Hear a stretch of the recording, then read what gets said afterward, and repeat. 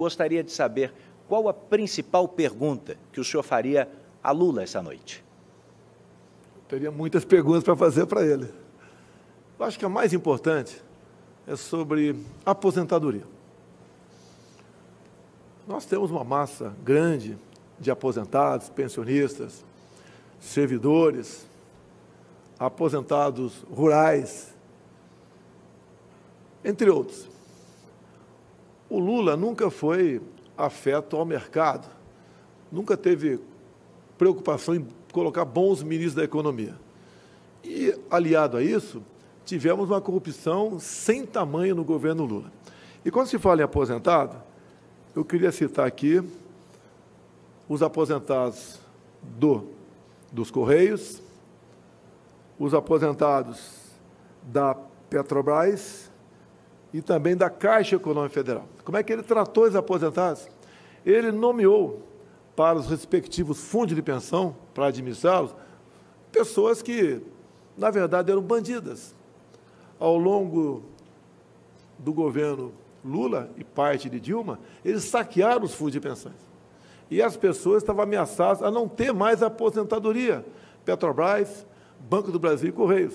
E eu tenho um contra-cheque aqui de um servidor dos Correios. Ele tem uma cota extra de R$510 para poder sanear o fundo de pensão. Caso contrário, ele não receberia aposentadoria. O mesmo com a Petrobras e também a Caixa Econômica Federal. E esse desconto extra, além do previdenciário, será efetuado até 2030.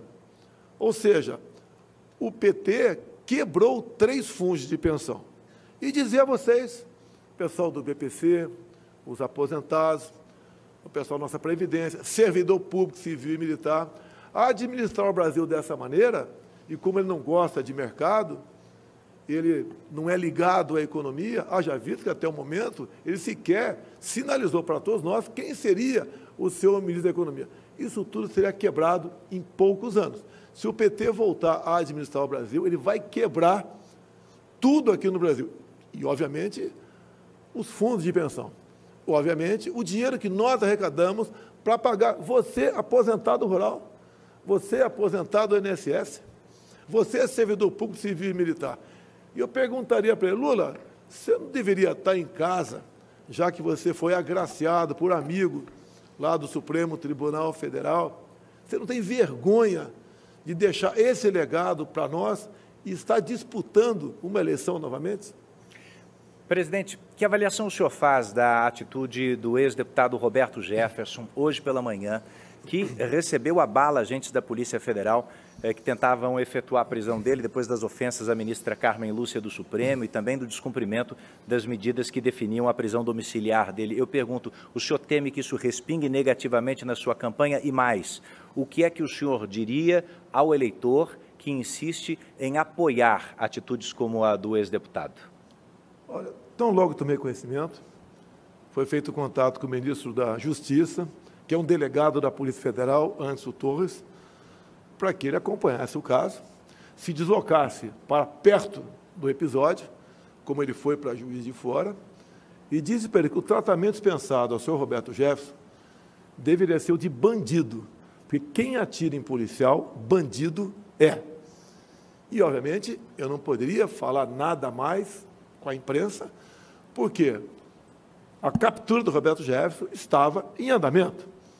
Obviamente, se eu tivesse falado qualquer coisa mais cedo para a imprensa, a não ser uma nota que eu dei nos meus tweets, tá, eu poderia estar comprometendo o bom andamento da operação. Obviamente, tem gente aí, em especial outro candidato, o Fujão, que a gente poderia estar combatendo aqui, quer tirar proveito político disso. Primeiro, diz que o Roberto Jefferson coordena a minha campanha e é meu amigo. Ele não coordena a minha campanha. E não tem nada de amizade. Tanto é verdade que agora, em meados de setembro, ele entrou com uma queixa-crime contra o Superior Tribunal Militar, contra a minha pessoa e o do senhor ministro da Defesa por prevaricação. Ou seja, quem me processa não pode alguém achar que ele é meu amigo. O que ele fez, o que ele queria aqui, o que ele está querendo, buscando da justiça militar, são questões ligados ao autoritarismo, e o nosso governo não se presta a isso. Agora, no mais, eu quero deixar bem claro, repudio também a maneira como o Roberto Jefferson se referiu à senhora ministra Carmen Lúcia. Nenhuma mulher deve ser tratada dessa maneira. Agora, deixo claro, a jornalista Bárbara Gância, jornalista, ofendeu a minha filha no dia do aniversário, no dia que ela estava completando 12 anos, com um palavreado mais forte ainda do que o Roberto Jefferson se referiu à senhora Carmen Lúcia. Também, há poucos dias, a senhora Sâmia Suragi, procuradora-geral do Estado de Alagoas, se referiu à primeira-dama, minha esposa, Michele Bolsonaro, como vagabunda. Ou seja, nós somos vítimas do crime de ódio dessas pessoas, e não o contrário, como o Fujão aqui deixa transparecer e me ataca de forma caluniosa. Nós não passamos pano para ninguém, diferentemente do Lula, que quando Roberto Jefferson delatou o Mensalão, delatou, inclusive, José Dirceu, o Lula simplesmente passou pano para tudo isso.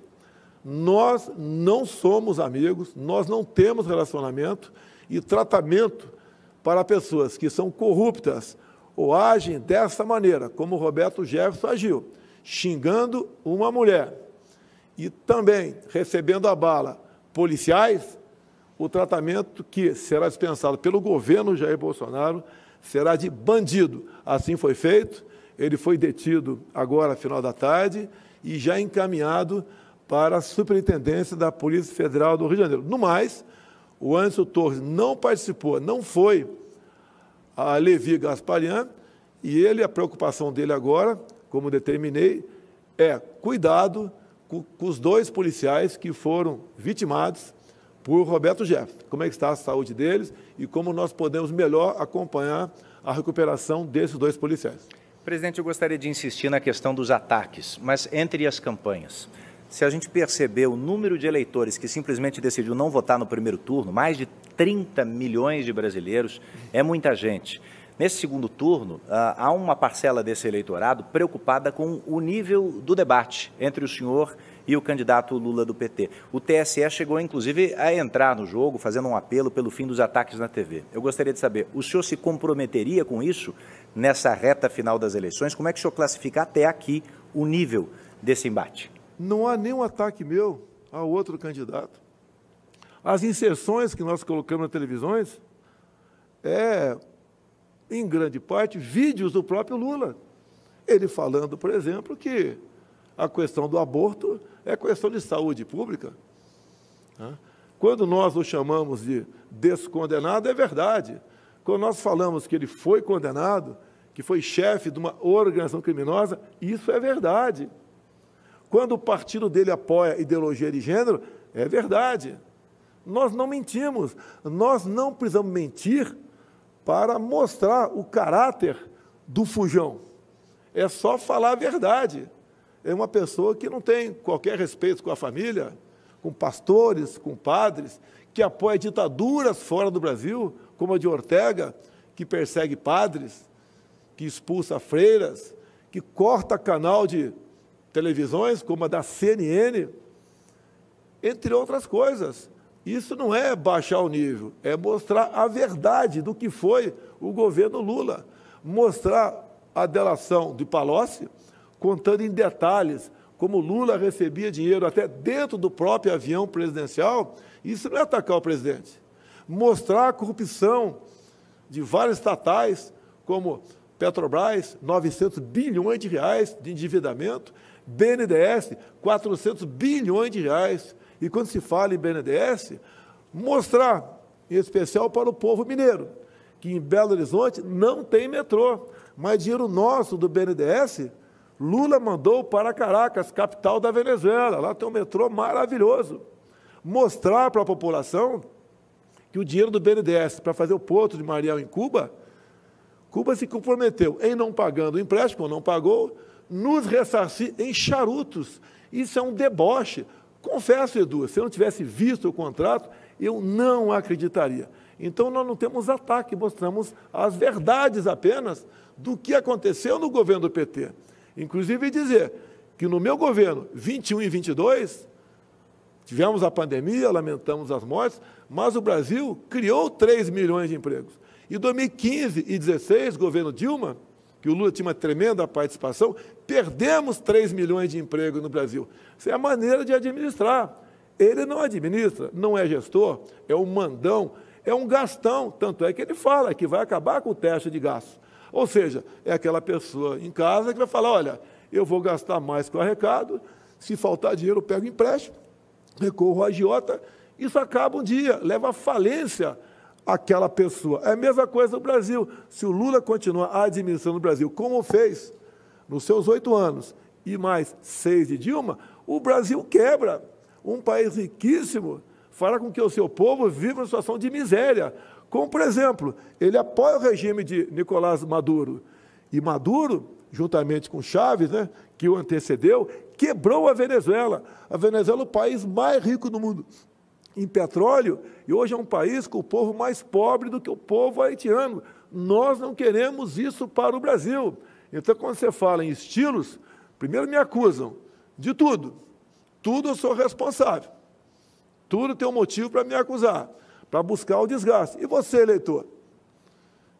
Você vai simplesmente anular seu voto? Você está ajudando o Lula a ter mais votos nas urnas. É o momento de você decidir, fazer um filtro, quem está falando a verdade ou não. Nós estamos sempre mostrando fatos. E eu estou mostrando um fato gravíssimo. Ele quebrará o Brasil.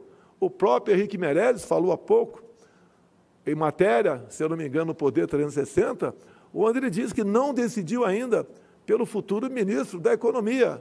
O mais possível, segundo Meirelles, é que ele adote uma política econômica semelhante ao da ex-presidente Dilma Rousseff.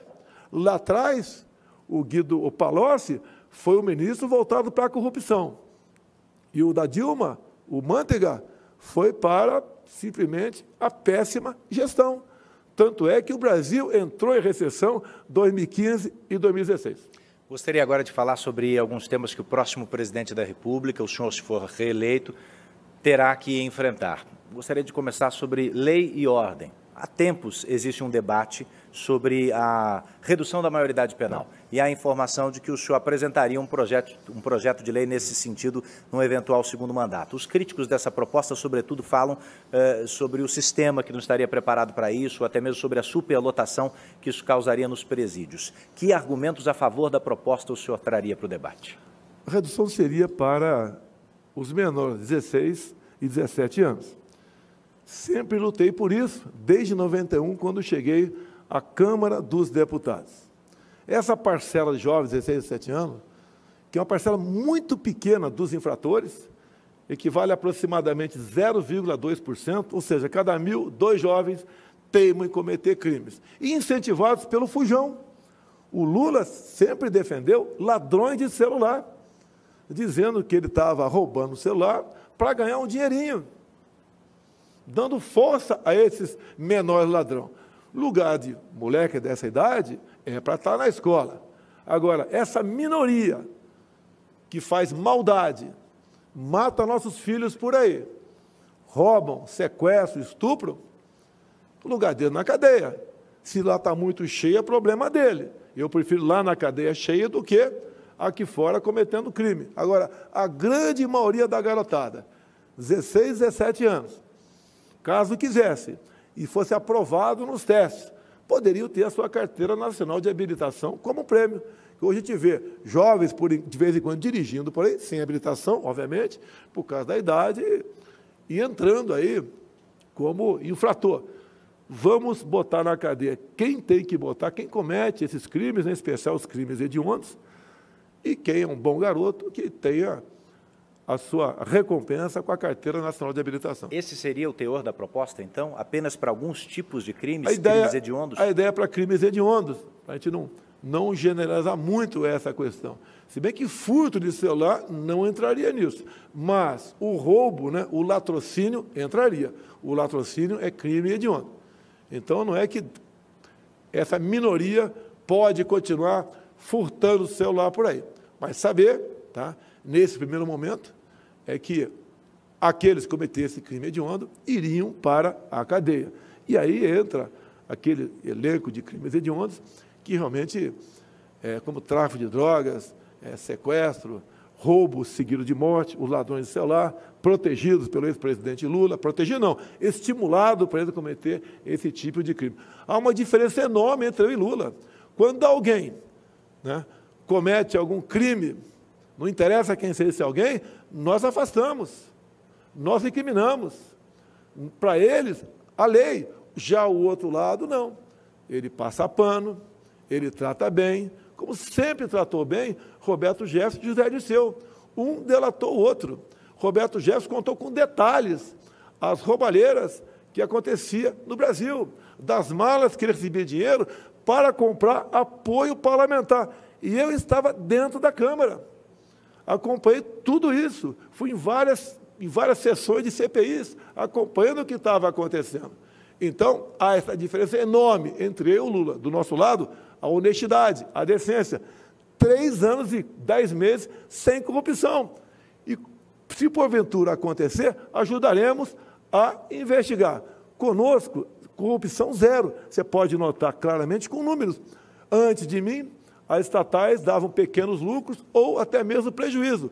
Conosco, só o ano passado, o lucro das estatais, por não permitirmos que ela seja roubada, chegou na casa dos 180 bilhões de reais. Essa diferença ia para o bolso de alguém, porque as estatais, todas, quase sem exceção, as indicações para a mesma eram políticas para atender interesses partidários, para o Lula e Dilma comprarem voto dentro do parlamento brasileiro. Tanto é que, se você assistir o voto do senhor ministro, o ministro que pediu para sair do Supremo, Joaquim Barbosa, ele diz claramente lá, o único deputado de tal partido que não foi buscar dinheiro na Petrobras foi o senhor Jair Bolsonaro. E também, por ocasião da delação premiada do doleiro Alberto Youssef, ele falou que 3 deputados de um determinado partido nunca pegou dinheiro, fruto de corrupção, e um deles era Jair Bolsonaro. Ou seja, eu sempre fiz a minha parte. Eu nunca vendi meu voto para ninguém. Eu sempre votei com independência. Quando a matéria era boa, te votava favorável. Quando não era, votava contra. Então, sempre foi esse o meu comportamento. E dizer ao Lula que a forma como ele governou o Brasil, comprando apoio parlamentar, entregando estatais, fundos de pensões, ministérios e bancos oficiais em troca de apoio político, repito, é o que levou o Brasil a mergulhar no maior escândalo de corrupção que se tem notícia em todo o globo terrestre. Bom, alguns veículos de imprensa foram proibidos pelo TSE de tratar de algumas questões envolvendo o seu adversário. A Justiça Eleitoral argumentou que havia ali notícias falsas ou um sistema de desinformação. Como é que o senhor avalia essa questão? Tivemos o caso Jovem Pan. Há 2 anos eu lancei um slogan, Deus, Pátria, Família e Liberdade. Pouca gente deu importância para isso, achando que a liberdade é um bem eterno. Tomaram conhecimento agora que a nossa liberdade está em risco. Agora, deixo bem claro, antes de qualquer crítica ao Tribunal Superior Eleitoral, que, no meu entender, decidiu equivocadamente sobre a censura junto à Jovem Pan, o processo que foi ajuizado lá foi assinado pelo Partido dos Trabalhadores. Ou seja, o PT está dando uma pequena demonstração de como seria um possível governo Lula no tocante à censura. E olha, Eduardo, o artigo 220 da Constituição, quando fala liberdade de expressão, é taxativo, que nenhuma lei pode ser criada para cercear o nosso direito de defesa, o de vocês, da imprensa, obviamente, sob qualquer pretexto. Lamentável a decisão do TSE, mas mais lamentável ainda o PT, que provocou o TSE com essa censura em cima da TV e rádio Jovem Pan. Eu gostaria de saber o seguinte, se o senhor tem essa popularidade esse capital político numa eventual vitória no segundo turno.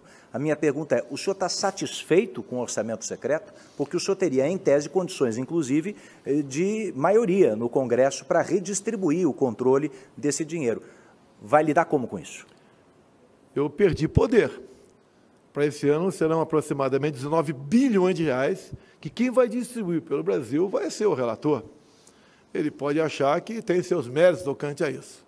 Eu penso de maneira diferente. Não é o poder pelo poder. Creio que nós possamos melhor distribuir esse recurso. O que é secreto nele é o nome, são os nomes dos parlamentares que indicam o recurso junto ao relator, e o relator apenas notifica o respectivo ministro nosso e ele encaminha esse dinheiro para estados e municípios. Agora, quando falo em nomes, consegui aqui, entrego para você, se me permite, 13 nomes de petistas que usaram desse orçamento dito secreto. Eu falo dito que, na verdade, não tem nada de secreto. É uma lei que foi votada lá no Congresso, eu vetei a lei e o Congresso derrubou o veto. Agora, o que nós temos que fazer é fazer com que estes parlamentares, que indicam o recurso, que mandam o recurso para Estado e municípios, que o nome deles seja exposto para todo mundo, até mesmo os próprios parlamentares. Eu fico preocupado, porque eu já fui parlamentar, e eles mesmos não sabem quem o seu colega está indicando para quem. Isso daria aproximadamente aí 16, 17 milhões para cada um por ano. Tem parlamentar que eu sei recebe 2 milhões, o outro recebe 200 milhões de reais. Não tenho poderes sobre orçamento secreto. Se eu fosse dono deles, como o PT diz, né? Se bem que o PT, todos os parlamentares do PT votaram para derrubar o veto. Eles foram favoráveis ao orçamento secreto, usam do orçamento secreto. Se fosse para eu comprar voto, como eles dizem, jamais eu daria, né? Se bem que eu não iria comprar voto de ninguém. Mas se fosse usar o orçamento para isso, jamais daria dinheiro para quem nos ataca o tempo todo, como são os parlamentares do PT, PCdoB e PSOL. O senhor tem nomes de outros partidos também? Temos mais também, posso te passar isso daí. Não foi fácil conseguir isso, foi junto ao respectivo ministro nosso, que eles recebem o ofício do relator, mandando recurso para tal estado ou município. E conseguimos, com o trabalho, então, de cada ministro, levantar esses 13 nomes de petistas, para provar que o PT, o Lula, que me acusa de corrupção no orçamento secreto, os seus deputados têm participação e têm mandado recursos para o Estado em cima dessa rúbrica, na verdade, chamada de RP9, apelidado de orçamento secreto. Presidente, em menos de 1 minuto e meio, para o final dessa minha oportunidade de perguntar ao senhor, o senhor, um mês atrás, falou sobre como a Justiça Eleitoral teria criado dificuldades para a participação das Forças Armadas na apuração, na totalização dos votos. Minha pergunta é simples, o senhor teve ou não acesso às conclusões das Forças Armadas sobre esse relatório? Desconheço qualquer relatório por parte das Forças Armadas. Eles continuam trabalhando na busca de possíveis fraudes, por que não dizer isso? E o trabalho deles é louvável. De vez em quando eu converso com outro militar, ou melhor, basicamente com o ministro da Defesa, sobre essa questão. Eles preparam um relatório, e esse relatório será apresentado no momento oportuno. Digo, nós não temos poder de fazer auditoria nas urnas eletrônicas. Há aproximadamente 3 anos, a Polícia Federal concluiu 2 inquéritos, que foram pela linha da impossibilidade de auditar as urnas eletrônicas. A gente peça a Deus que tudo corra normalmente, mas deixo claro, as Forças Armadas têm um trabalho louvável no tocante a isso, tiveram dificuldade de colocar as nossas equipes técnicas das Forças Armadas com a equipe técnica do Tribunal Superior Eleitoral. Esperamos que tudo corra dentro da normalidade e que o vencedor realmente tem os votos que as urnas apresentam. Candidato, eu quero agradecer muito a sua presença essa noite aqui no palco desse debate, dessa sabatina, e agora o senhor tem, como previsto nas regras, 3 minutos para fazer as suas considerações finais. É muito importante. Deus, pátria, família e liberdade. Quando eu falava liberdade, eu pregava no deserto. Pouca gente dava atenção a isso. E eu sempre falei que a liberdade é algo mais importante que a própria vida. Porque um homem, uma mulher sem liberdade não tem vida. Agora vimos, então, uma ação do PT, provocada pelo Partido dos Trabalhadores, o partido do presidente Lula buscando e atingir o alvo, censurando a Jovem Pan. A mídia como um todo tem reagido contrário a isso. Ainda dá tempo. Não podemos permitir que a censura avance no Brasil. É péssimo para todos nós. Sempre tenho dito, a imprensa, mesmo errando como erra, é melhor funcionando do que fechada. E tenho dito que o meu controle sobre a mídia é a liberdade total de expressão. Mídia livre, mídia produzindo matérias. E, se essas matérias não forem boas, não forem realmente úteis, o próprio povo acaba deixando de lado aquele órgão de imprensa. Liberdade acima de tudo. No mais, como sempre falo, vivemos num país de 90% de cristãos. Nós não queremos a liberação das drogas, como o PT quer, como Lula já falou que quer. Nós não queremos a ideologia de gênero. Nós respeitamos as crianças em sala de aula. Nenhum pai, uma mãe quer que sua filha de 6, 7 anos vá no mesmo banheiro da molecada de 14, 15 anos. Escola é lugar de aprender. A educação vem em casa. Nós também não admitimos a questão do aborto. Nós respeitamos a vida desde a sua concepção. Também a propriedade privada, para nós, é sagrado. Não podemos aceitar a volta ao passado, onde o MST invadia propriedades. Dinheiro nosso, do Brasil, do BNDES, é para ser aplicado no Brasil, e não fazendo metrô lá em Caracas, capital da Venezuela, ou Porto em Mariel, ou começar a fazer uma hidrelétrica lá na Nicarágua. Dinheiro nosso é para nós, aqui no Brasil. O que nós não queremos também é a volta ao passado da corrupção deslavada, cujo chefe da quadrilha, o Fujão, que não está aqui agora. Obviamente, ele tem que agir dessa maneira, porque não tem como se explicar. No mais, no próximo dia 30, todos vamos votar. Vamos levar, convencer um amigo, um parente que votou em branco, se ausentou ou votou do outro lado, vai votar conosco, para que nós possamos realmente continuar o caminho de sucesso que o Brasil se encontra no momento. Muito obrigado a todos. Obrigado.